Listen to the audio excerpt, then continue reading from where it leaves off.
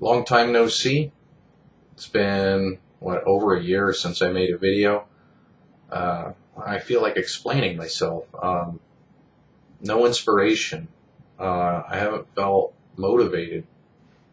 Today I want to talk about a knife that, it's my first knife by this company. I had my reservations about buying this knife because, like many people, I wasn't ready to jump on the high-end production made in China bandwagon. I was wrong about that. So the knife I got, it's by Kizer Knives. It is the Megatherium, the black version of the Megatherium, designed by Elijah Isham, who is a newer designer who is inspired by surreal art and is really big on ergonomics. And it's evident, as you will see, that he has a great talent for design. All right, moving right along into the visual inspection phase of the video. Here's the shadow knife for you. Okay, no, really though, you look at that shadow while I give you guys a quote from the designer Elijah Isham, because I think it's a really good quote. Here it is. Collectors are almost overstimulated at the moment with what's available. The only thing that will catch their eye is something radically different. At the end of the day, they're all just knives and they all do the same thing, so you might as well make each one unique.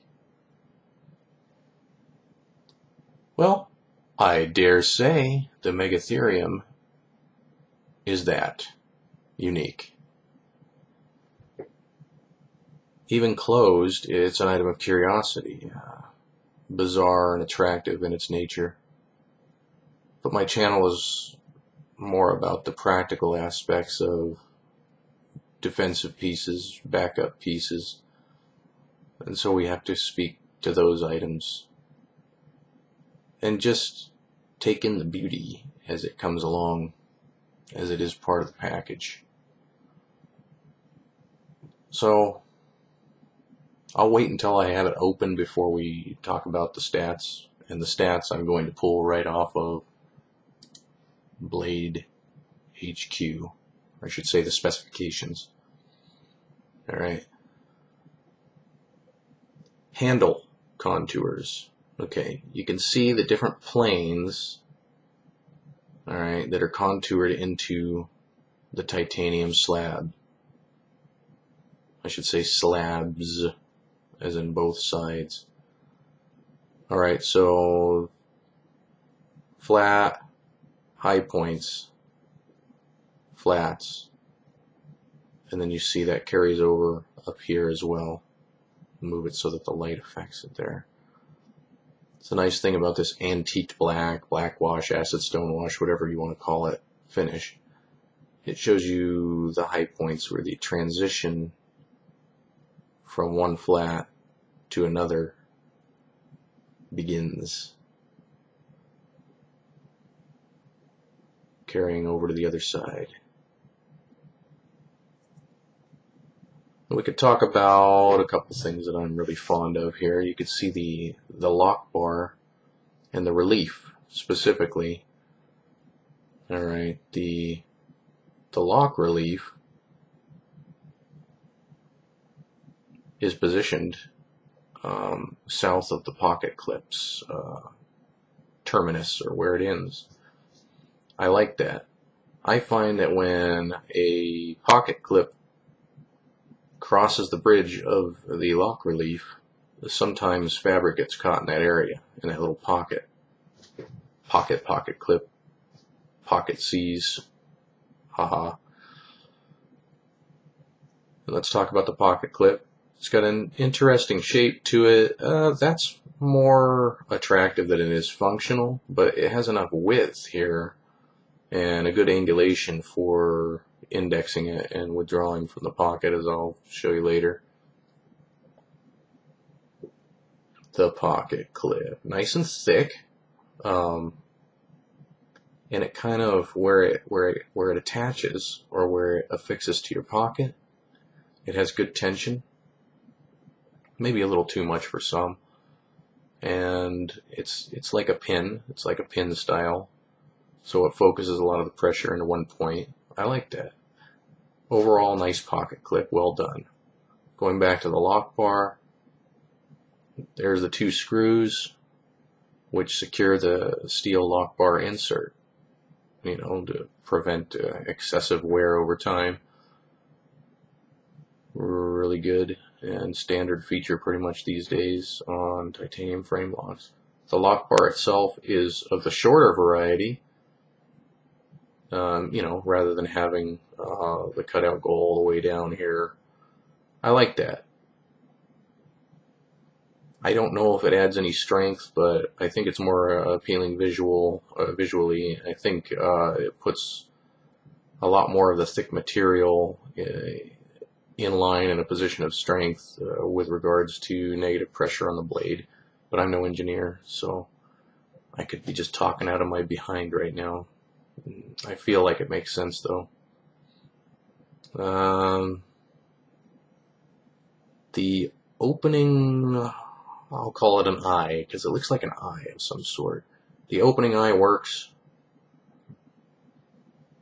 but she's a flipper, so this is the primary point of engagement for opening purposes. That's our trigger. That's what gets us going, gets us rolling, as it were. And speaking of rolling, yes, it has bearings inside here, and I don't know what kind of bearings they are. Kizer, I understand, uses a lot of ceramic bearings, so perhaps they're ceramic bearings, and that would be, it's hard to do. Thumbs up. That'd be a thumbs up if that were the case. This spiral pivot seems to be ubiquitous for Kizer pieces, so that's interesting. But it looks pretty good on this. Pretty darn good blade thickness, perfect centering, and as you'll see, this flipper gets hidden right underneath the handle scale when she's open. So let's do that part. Let's do the opening part. Ta-da! Actually, it looks better like that. Okay. Beautiful swedge. Full-length swedge. Both sides, obviously. You've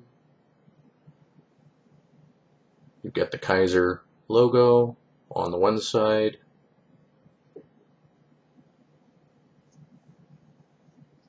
On the other side, you've got the name of the knife, Megatherium, with Isham and Elijah Isham's maker's mark.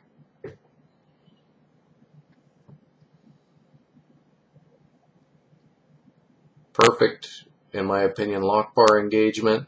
You can see very thick titanium, which brings the weight of this piece back into the hand, as opposed to the carbon fiber version where the blade is heavier, and so the knife would have a tendency to tilt over the finger right here. But here, the knife is balanced right at the guard area. So here we have the flipper tab concealed by the titanium scale and contoured nicely to the finger. That's a beautiful, beautiful grip that this provides. Our hammer fist, quite secure. But rather than having a pinky hook area back here for retraction purposes, after thrusting the knife into some medium, the withdrawal would be accomplished primarily by pulling in this area with our index finger and our middle finger. Feels really good. You have this depression, shallow depression up here on the spine, runs from the handle down onto the spine of the blade. Doesn't need any jimping, feels good, it's an organic flow, feels great. We have a great point on this guy, so unlike a regular Santoku or an actual Santoku, where it just takes a nosedive right here and is useless pretty much for stabbing purposes, this guy will stab in brutal fashion, creating a wide wound channel. You have a nice belly, progressive upsweep to that point, so it's great for slashing. It's an awesome piece. So let's get the stats out of the way. Overall length, 8.6 inches, blade length, 3.6 inches, and there's small fractions attached to these as well. These are the overall generalizations. Blade thickness, 0.16. Blade material, CPM S35VN, the tried and true. It's defined as a Wharncliffe here on Blade HQ. It is kind of a Wharncliffe, modified Wharncliffe. Yeah, we'll call it modified Wharncliffe with a primary flat grind. They call it a black stonewash finish. The handle length is 5 inches. The handle thickness, gosh, that's thick, 0.55 inches. Alright, and it weighs 6.36 ounces, this variation. Good stuff. Right hand, tip up only, and that's pretty much it.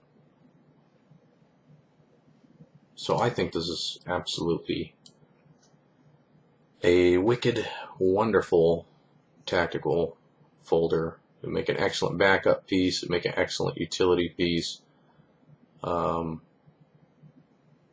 Excellent for self-defense purposes. It's a beauty. Now, let's see how it carries. Okay, so as it rides in the pocket, it's not terribly... I'll show you. You know what? Let's do this. Let's zoom in.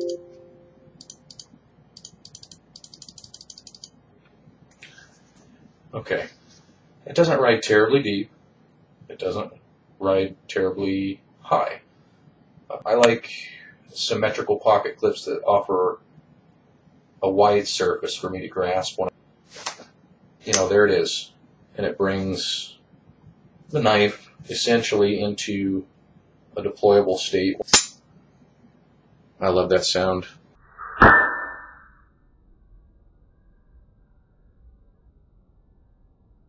For daily chores, self-defense, yeah, kitchen work, you name it, it's got it.